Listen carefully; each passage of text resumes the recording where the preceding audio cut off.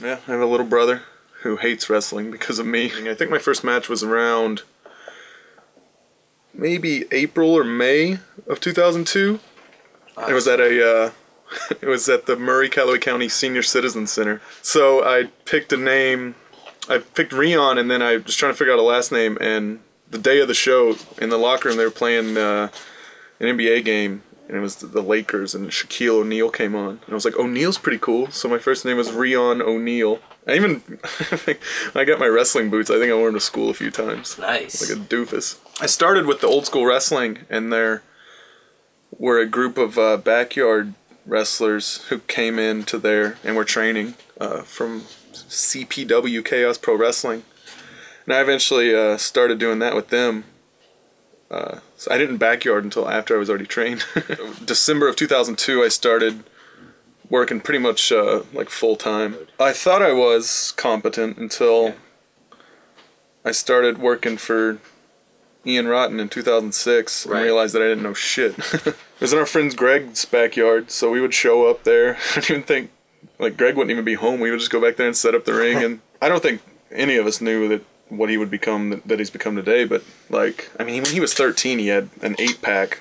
Right. But he was a tiny little dude, and he was just so agile, and he would get everything, he would pick up everything so quick. It was crazy. But yeah, I don't think anyone knew what he would become. My second show, I decided to, I looked down, and because I used to train in Chuck Taylor's, in high tops. And I just figured, why not? It was a cool name when I was 15. Now I hate it. It's so stupid. Rion O'Neal, man. O'Neal. That's my, when I get signed, that's going to be my developmental name. Yeah, he just, I don't think he had any plans for us. He just knew that Ricochet could do a double moonsault. Right. And I drove him places. Yeah. I remember we both got a staph infection from that match. Oh. Yeah. And it turned to get from canvas. And it turned into impetigo, and like my finger was decaying for a while. They legit drew names out of a hat or something like that, and so you didn't know who you were wrestling until they came to the ring. Okay, so that was not worked. No, that was real. Okay. That was super real. I love working with Drake. He's a maniac. He'll do anything to help get it over. Right. And he always, now he'll come up to me at like PWG shows and stuff, and he'll be like, "Oh man, can you believe it? Just a couple Evansville boys out here, man. This is crazy." And then he proceeded, we kind of laid out the whole thing. He's like, "All right, Chuck, I'll be right back, brother." He went outside for a while. He came back in, his eyes were, you know, red as the devil's dick. Probably he was hanging out with Devin Moore. Yeah, he come back in, he goes, "All right, Chuck, you're going to have to call this match back to me, brother, because I am really high." I think he kind of liked me, which is weird because, you know, when he came back, he was such a dick to me and like and others. But I'd love to hear what his theory is. Like, if he were the booker, like, he just wins every match and then retires undefeated? Like, I would love to hear what he thinks it should be. Well, not necessarily the belt itself. There was not a physical belt for the longest time, right? It's still fucked up. It's gross. Oh,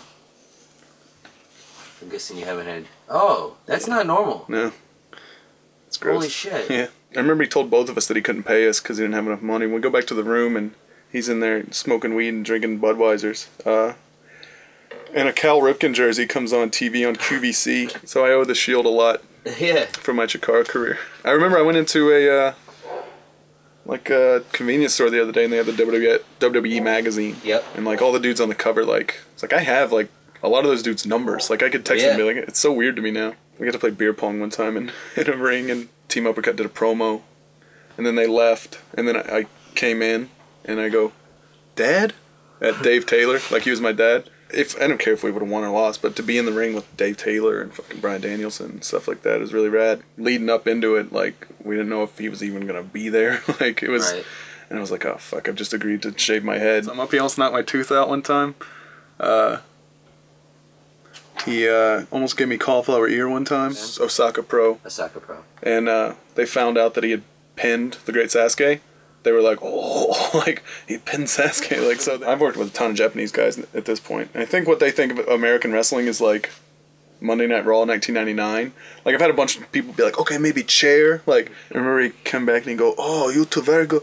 Good bumping, go saring. He's telling us. Me and Gargano still talk about how good our bumping is. He put in his karaoke song. It was "It's My Life" by Bon Jovi. Oh God! Didn't even look at the screen once. We looked at his row of beers and we were like, "Wow, that's amazing." And he goes, "This is why he is a great Sasuke." As I was coming down, the leg of the chair hit the apron and like rocketed out of my hands. And so it goes like bam, and it goes flying and hits a dude in the head in the crowd, like in the 4th row or something like that. Which was, I think we were 2nd on that show. And so like having to like gather yourself after crying because your friend's dead. I have a shit ton of CZW tapes at my parents' house. And I'm pretty sure, even though I was his junior champion, he could not pick me out of a lineup. Nick Gage was awesome. Yep. He was such a nice guy. He was always so like, I remember every time like for a while I would come back to the curtain, he'd be like, "Fuck yeah, man, that's the kind of shit we need." He would like get up in my face, like congratulating me. It was in the movie The Wrestler. Oh, that's right. The Wrestler was doing it. Yeah, they were there that show. And Ricochet did a fucking double moonsault off the thing. Isn't in the movie. I do a comedy double axe handle. That's in the movie. Yeah. So he sent the courier to my house, and I remember I was kind of pissed off about the whole thing. I made it. It must have cost so much money because I marked like next day and like this, that. Like I marked everything to make it expensive that I could. I gotta thank Rick Blade. Shouts out to Rick Blade for helping me get into Cage of Death. So I feed around. I come over to him. He goes to spit the water, but he chokes on it. And so like he swallows it down the wrong hole, and he goes, "Whoa!" And he like almost like half-ass vomits on me. And it said something like Chuck Taylor is a fucking idiot or something like that. And Chris Hero was like, "What? Why?" And he goes, "Oh, because this whole scaring the kids thing, like he's ruining it. Like they're not gonna come back to shows. It's bad for the business and stuff." But he was out there at the beach, and I took off. I remember I gave him a drop kick, like a worked drop kick. I slapped my leg and everything, and like barely hit him. And then I turned my back, and I'm over there talking to someone else.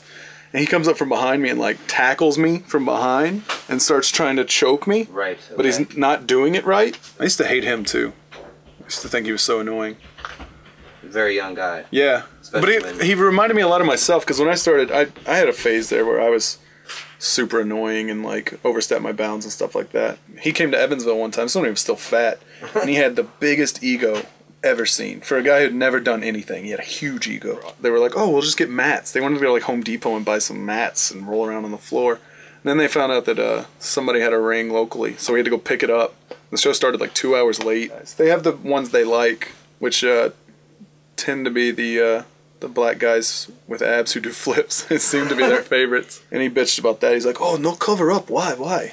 Because I'm fucking letting you smack me and it hurts. Stop." It's like I've actually felt like a real wrestler, like because they have their own bus and you travel on bus. It's not like over here I don't feel like a real wrestler most of the time, but over there like you go to the hotel, you go set up, you go to the show, back to the bus, the whole thing, like you real feel venues. Yeah. That we had that match, and then I had to get straight into the car to drive to Chikara in Easton in my gear.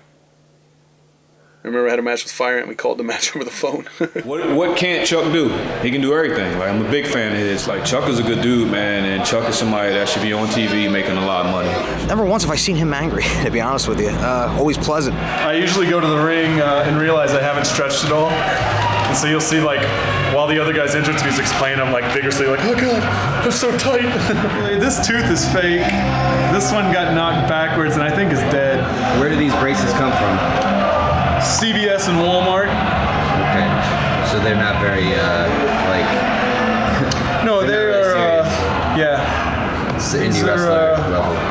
I might as well just like spit on them. I think rub dirt on them at this point. He works for all the top major wrestling promotions out there today, and incredibly talented, incredibly acrobatic, especially for a guy his size, well over 6 foot tall. Springboard with ease, fly with ease, can go in any man's game. His feud back in the day with children, the best. The arena stole a piece of pizza from a kid and made him cry. I've had people threaten to kill me before. I've had 2 knives pulled on me. A little kid punched me in the face one time in IW Mid-South. Is probably one of the best wrestlers on the independent scene right now. I don't have matches like that very often, so it's fun to kind of veer out of my comfort zone. I thought they had probably one of the best wrestling matches I've seen in CZW in maybe 5 years. Since Rick Blade and Nick Mondo. That was one of those situations where guys who get along well come out good together. And I think he would say the same thing too. One of the best in the world, motherfuckers.